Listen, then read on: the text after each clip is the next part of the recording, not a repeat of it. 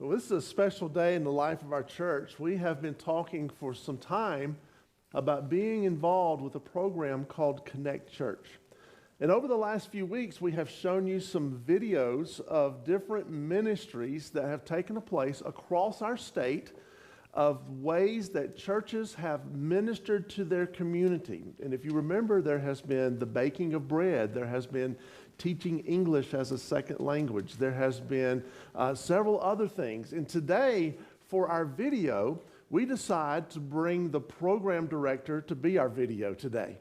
We are fortunate to have as our coach and also the lead of our group that is helping us through this process, Dr. Heather Kilbourne, and her title is Director of the Faith in Rural Communities, which is part of the North Carolina Rural Center, which is a program that is across our state that does a tremendous amount of work to bring churches and communities together. And we are fortunate to have Heather with us. She is from Marion, so she knows the mountains and she loves the mountains.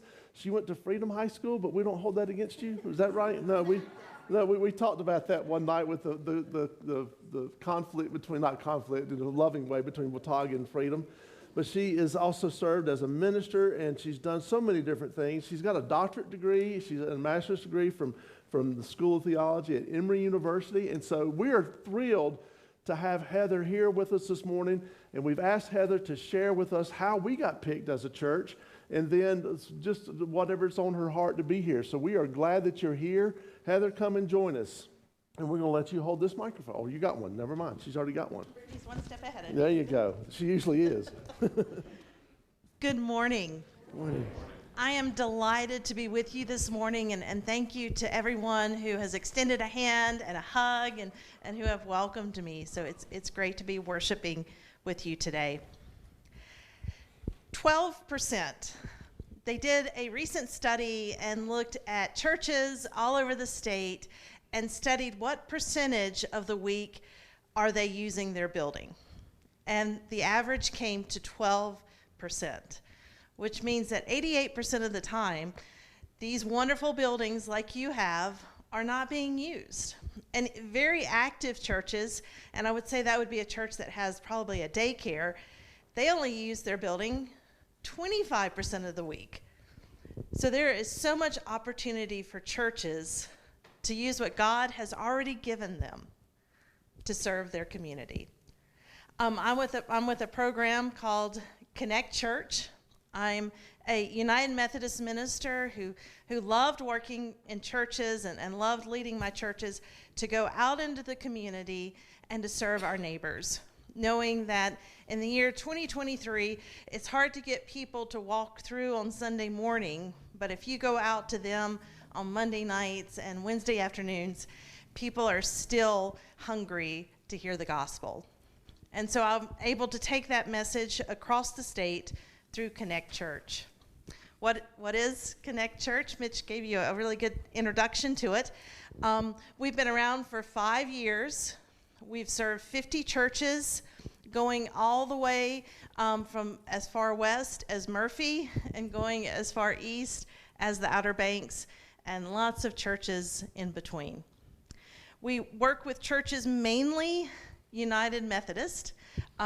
We get most of our money from Mr. Duke, and you may know him. He is the Duke behind Duke University, and he is also the Duke behind Duke Power. And he grew up in a very small United Methodist church out in the country.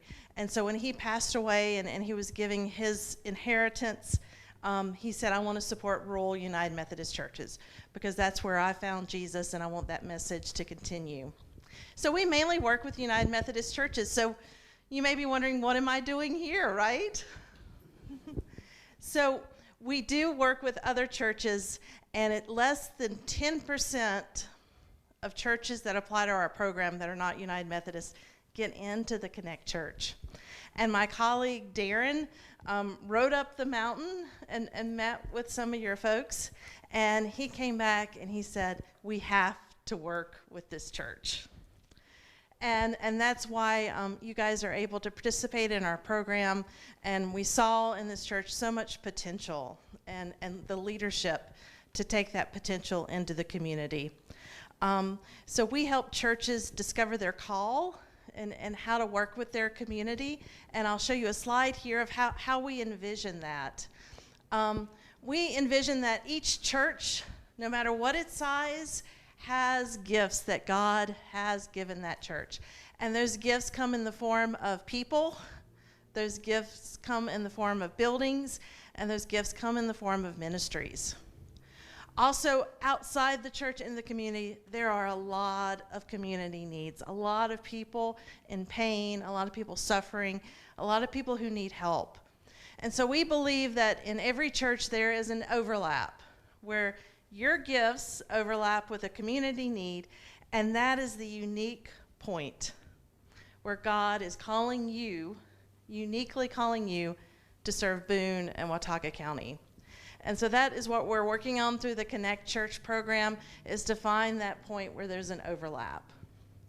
I find that people understand our program best just by hearing stories, and here's a few pictures from churches that we've worked with.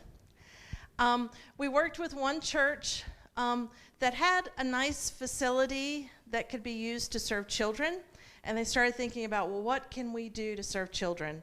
They had retired teachers in their church, and they had a retired preschool director in their church, and they realized there was a really unique need in their community, and also I know it's in yours too, and that there's grandparents raising their grandchildren, and that those grandparents need support. And so that church started a preschool specifically for grandparents raising their grandchildren. It's open to anyone, but that's the target they're trying to serve. Another church we worked with, they had a lot of senior adults at home, and all the adult children had moved to Charlotte or to Raleigh or to a bigger city in order to work. And so these senior adults were trying to stay at home, trying to keep their houses up, and trying not to be forced to move out. And so that church wanted to help them. So they started a senior lunch program that offered trainings. For example, how do you fix your house so there's not a lot of trip hazards in your house? And they also started using nurses, they call them parish nurses, to go out into the community and work with senior adults. So if they come home from the doctor and they don't understand the prescription that they have, this parish nurse can help explain it to them.